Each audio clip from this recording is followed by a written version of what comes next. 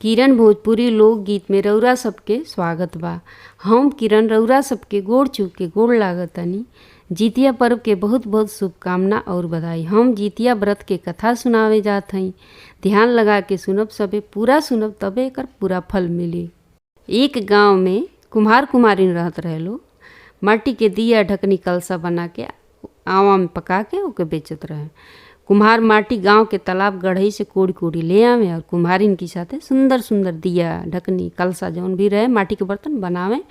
आ ओकरे बाद से कुम्हारिन का करो कि धूपे में ले जले जे सुखावे। कुम्हार बनावे तो कुम्हारिन सुखावे, सुखले के बाद ओके आवा में पकावे लो। बढ़िया से पका के जब पक जाए तब ओके बाजारी में ले जाके बेचत रहे। वही से 2 पैसा के आमदनी होके घर के खर्चा वही से चले, नमक तेल मरचा के। कुम्हार के पास कोनो खेती बाड़ी ना रहे, लेकिन हुनर रहे माटी के बर्तन बनौले के। वही से रोजी रोटी आराम से चल जात रहे। सब तो ठीक रहे, लेकिन दुनहु जानी के कोनो औलाद ना रहे, ना बेटा रहे ना बेटी रहे। ऐसे दुनू जानी बहुत दुखी रहत रहे लोग। 7 साल गईला के बाद 7 साल जब बीतल तो कुम्हारिन के गोद भर गई। बहुत दुनू मर्द मेहरारू बड़ी खुश भइल लोग। लेकिन ये खुशी जौन रहे ना, दुख में कब बदले उनके पता ना चलल। छठियार जैसे बीतल ओकरे बिहाने बेले लइका खत्म हो गई। तबीयत खराब भइल कि कैसे मन मर गई लइकवा। साथ छोड़ के एलोन के चल गए भगवाने के लगे। कुम्हार कुम्हारिन के ऊपर तो जैसे लगल दुख के पहाड़ टूट गए, एकदम मन आँख के तारा चल गए, एकदम बहुत दुखी बहुत दुखी बहुत रो। कुम्हारिन के तो बस चारों ओर बस ध्यान मानो जौन दिमाग में बैठल चारों ओर दिखे। लइकवा चारों उनके दिखे, कहीं भी पागल पागल टाइप के हो गए एकदम से। अब तो पति पत्नी हर समय दुखी रहे लागल लो। ऐसे करत करत 1 महीना बीत गल। घर के जो खाए पिए वाला सामान रहे वो ख़त्म हो गई। ऐसे कि काम दाम जो रहे माटी के बर्तन बनाने वाला सब बंद रहे 1 महीना से। तो कुम्हार का कैला, जाके गांव की तालाब जो रहे गढ़ई उनमें से माटी कोड़ के ले ना। लेकिन जैसे ही माटी के बर्तन बना के रखना बाहर, तो भगवान आके हर हर हर हर बरस के पूरा उनका बर्तन भिगा दिया। ऐसा ही रोज़ होखे लगा। एको दिन घमोए ना हो कि भादों के दिन में एको दिन घमोए ना। अब मन में सोचने कि हम दूर देश कमाए चल जाए। माटी के बर्तन के बनौले के अलावा हमारे पास कुछ कामों नहीं के, कुछ कोनो रोजगारे नहीं के, कैसे जियल जाए दोनों जानी। तो कहना अपनी मेहरारू से कि तू अपन ध्यान रखिए, हम जल्दी कमा के लौट आए। कुम्हार अगले दिन अपन मोटरी गठरी उठा के दूसरे नगर देश के निकल गए ना। इधर कुम्हारिन बस लड़का की याद में दिन रात रोवत रहे एकदम। एक तो अकेली एकदम बेचारी हो गई। लड़का के याद करके एकदम रोवत। तनी मर्द रहे तो और सहारा रहे, अब तो रहबे ना करें तो और ही रो में बेचारी चारों ओर एकदम से। चारों ओर बस लड़के हुए दिखे, कुछ ओकरे अलावा कुछ नजरे ना आवे। लेकिन फिर भी अपने आप के संभाल ली। तो एक दिन अचानक घाम कुछ दिन मान बीतल कुम्हार के गईले के बाद। एक दिन धूप मान घाम भइल भादों में। तो घाम भइल तो सोचली कि चलिए अब तलबवा से मटिया कोड़ के ले आके अपन बर्तन तो बना के ओकरे बाद से सुखा के फिर बेची। बड़ी नीमन घाम भइल बा। तो ये सोच के तालाब के माटी ले आवे चल गई। ओकरे बाद से बर्तन बनावे जब देखली कि लगातार अब घाम उगे लागल, तब मानो उनके कंटिन्यू मानो रोज़ हो गई कि अब रोज़ बर्तन बनावे और आवा में पकावे ले जाकर बेचें। अब 2 पैसा के आमदनी होके लागल। लेकिन हर घड़ी अपने लड़का के याद में आंसू बहावत रहे।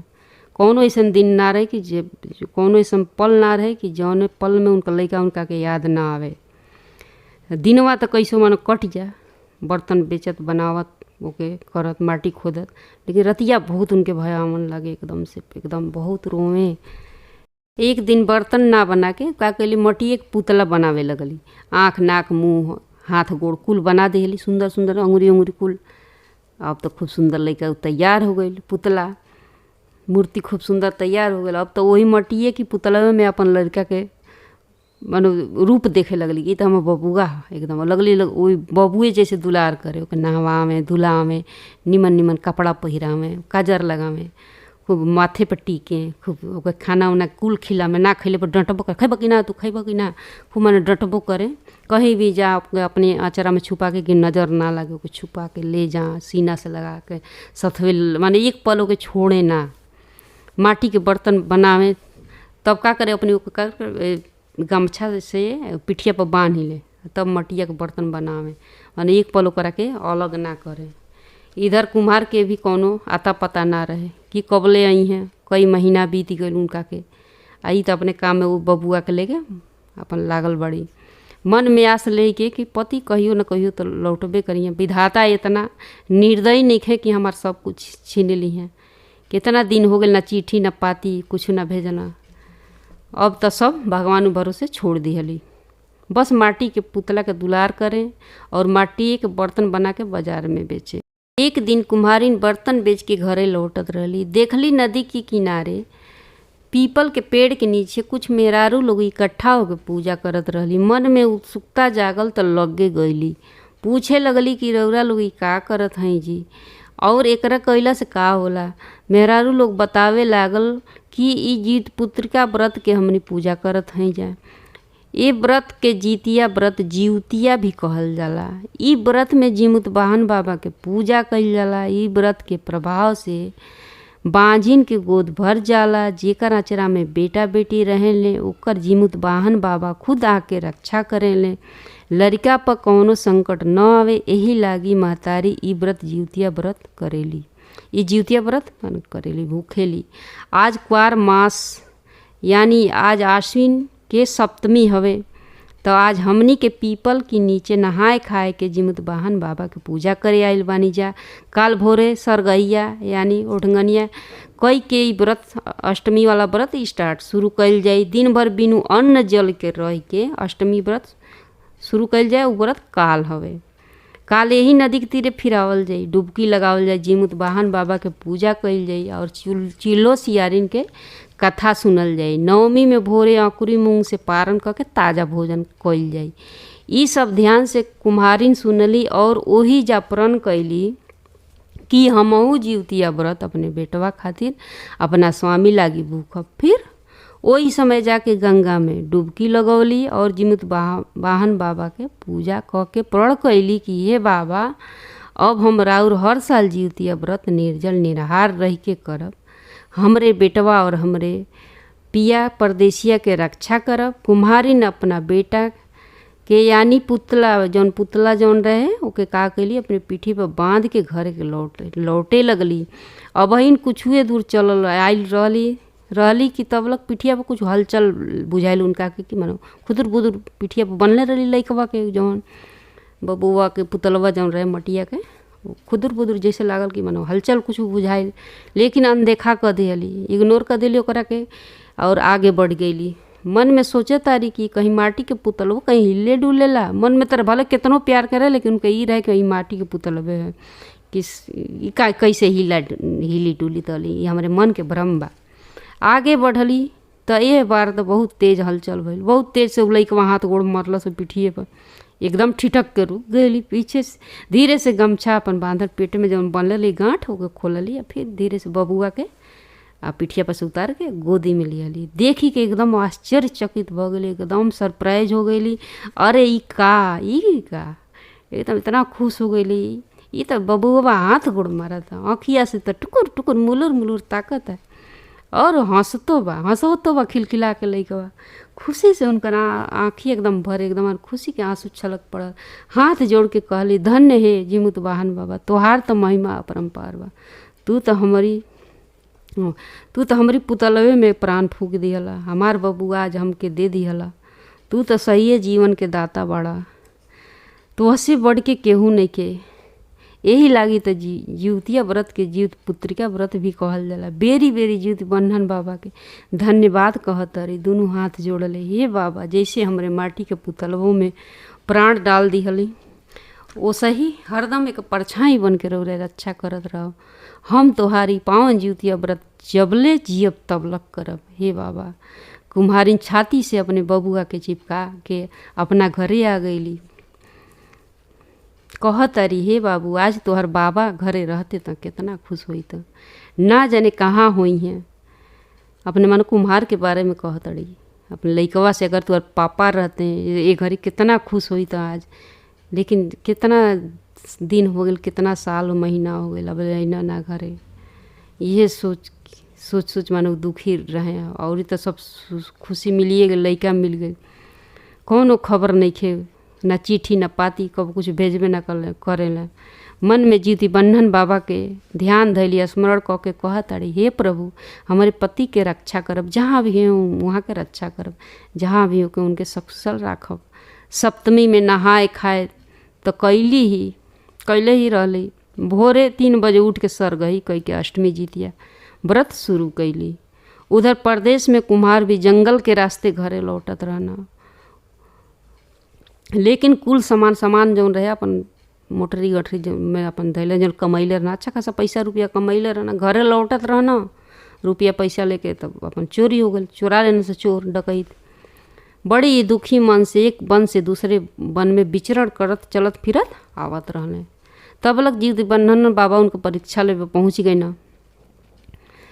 साधु के भेष में एकदम हिलत कांपत फटहा चिटहा पहिनले, एकदम कुम्हार के सामने जाके खड़ा हो गया ना। एकदम मन अपना के बताऊँ कि जना कि हम भिखारी हैं, तो इनको मन एहसास ना हो के देना हम भगवान हैं। फटहा चिटहा एकदम कमर झुकल, लाठी लिए टेकत उनकी सामने आके खड़ा हो गए। कहे लगले, हे बबुआ बहुत ही जोर से भूख लागल बा, लागत ताकि प्राणवा निकल जाई। कई दिन से कहू अन्न के दाना हमारा पेट में नहीं खे गई। कुम्हार अपन गठरी खोलने तो उनमें एगो मोटकी लिट्टी रहे। जब चले लगना अपन जहाँ काम करत रहे वो जाए लिट्टी बना के अपन मोटकी पतला तो बनावे आवत नहीं, तो मोटकी लिट्टी थाप लेना तो हुआ वे एगो धल के रास्ता में भूख लगी तो खा ले। कहले, हे बाबा हमरी लगे ए समय तो बस इहे बड़ुए जौन रहल सब चोरी हो गए। जीत बन्धन बाबा आधा लिट्टी तोड़ के ले लिहले और आधा कहना, ये बबुआ है का अपना गठरी में रख ला, अभी रास्ता बहुत दूर तक जाएगा बा रास्ता, अभी रास्ता में तो भूख लगी तो खा लिया, आधा में हमारा हो जाए काम चल जाई, अभी तो के बहुत दूर जाएगा बा। जीती बन्धन बाबा लिट्टी खा के कुम्हार के बहुत आशीर्वाद देना, बहुत मन रोआ रोआ उनका आशीर्वाद दिहलस। एकदम खुश हो गई ना, उनके पेट के आत्मा की तृप्ति हो गई। लिट्टी खा के कुम्हार अपना नगर की ओर चल पड़ना। उधर कुम्हारी पारन के तैयारी करत रहली। नवमी के दिन रहे, अष्टमी तो बीत गई, नवमी रहे। तब लग दुआरे पर केवाड़ी के झंझिरिया झड़कवल ना, अपन थप तो पौना झंझिरिया। तो ओकरी बाद से देखली कि अरे कुम्हार आ गई ना, हमारे पति आ गए। बहुत खुश भैली। फिर इत्मीनान से सब एकदम विस्तार से सब कहानी लड़का वाला सब बतवली। कुम्हार कहले, हमरा पहले तू हमके बहुत तेज भूख लग, रास्ता में कुछ खैले बोले नहीं कि कहली अबे तो बनौले नहीं कि अब तो मन तैयारी करत नहीं ताज़ा खाना बनावे खातिर।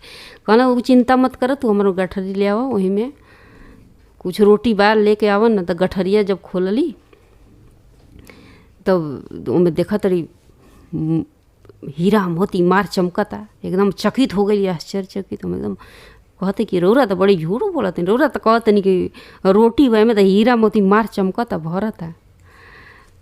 कहते कि सब सामान रह चोरी अगला में तब कुल बटले बा। तो कुम्हार के साधु बाबा के किस्सा याद आइल अचानक मन में। ध्यान देना कि अरे जंगल में तो साधुए बाबा के दिले रहनी है, सब उन्हीं के करिश्मा बा। तो कुम्हार साधु बाबा के किस्सा सुनौला जौन उनके जंगल में मिलल रहले। कुम्हारिन कहली, ई सब जीत बन्धन बाबा के कृपा बा, और जंगल में जे रौरा के मिलल रहे उहे तो जीत बन्धन बाबा रहले। हमके आज हर खुशी बाबा दे दिले, हमार गोद भर दिले, रौरा के परदेश से हमारे पास भेज दिले। कितना सारा अन्न धन दे के ताज़ा भोजन बनौली और सर गई और जौन पारण कैली, जीवती बन्धन बाबा के पूजा कैली, गोदी बबुआ के गोदी लेली, पति पास में लेके सबके अपन जीवती बन्धन बाबा के गोड़े पे गिर पड़ली, माथा टिकली। कहली, बाबा आज हमके रौरा सब कुछ दे दिली, कुछ अब शेष नहीं खे।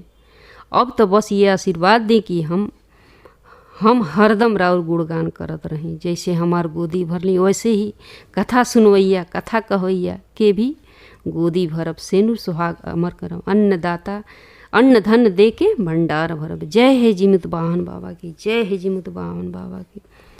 अगर रौरा सबके हमार कथा सुनावल पसंद आइल होखे तो कृपया कमेंट कह के जरूर बताइब। सबे आज जवन कुछ बानी हम यहाँ तक पहुँचल बानी, सब आप सभी के आशीर्वाद और सहयोग की वजह से बानी। असही हमारे साथ दिहल करब सबे, काहे कि आप सब के साथ के बिना हम कुछ ना कर सकीला। आप सबके हमेशा हमारा साथ के ज़रूरत बन। नया नया गीत भजन कथा सुने खातिर हमारे चैनल किरण भोजपुरी लोकगीत और किरण मल वाला चैनल के ज़रूर सब्सक्राइब करब और हमारे वीडियो के शेयर अपना संगी साथी परिवार रिश्तेदार रिलेटिव सब में शेयर करब। धन्यवाद आप सभी के। जय हो जीवते बंधन बाबा। सबकी बबुआ लोग के रक्षा करब, सब सखियन लोग के मांग को जोड़ राखब।